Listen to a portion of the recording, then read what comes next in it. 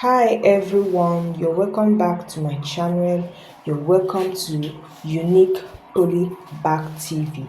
Please don't forget to like, you subscribe to the channel. If you're new here, you are welcome to Unique Polyback TV. So on today's episode is I'm going to show you guys the materials and the equipment that you need before you start your manual cutting machine. Like if you want to start your own production, the equipment that you need first before you start your manual cutting machine. So first you need, the most important thing you need is your rule. If you are even learning from anyone, you must get your own rule.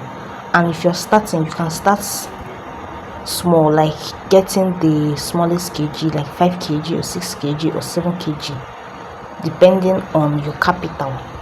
The rule is much important because you can use it to practice at home if you have your own machine. Secondly, you need to get transformer, because without it you can't work, without it you can't even do anything. So this transformer is important, and you need to get wire to connect it, that the wire helps to give current to the elements. So thirdly, here is the roller. This is called roller. So without the roller you can't work. You need to roll it out first before you start cutting on the machine. So this one is more important. You can construct it from the welder, or you can use wood or plank to construct your roller. It's very important. It's very important.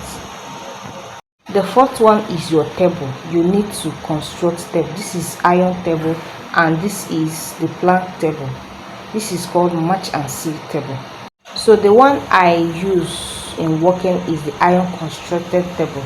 So it's your choice. If you want the wooden one, you can get it. If you want the iron constructed wood, you can still go for it. So if you're going for the iron constructed table, you will still get this board here that you're seeing on the table, and you will still get this plank that I crossed like this for cutting your nylon, because without it you can't cut it. You still get knife, small knife for cutting.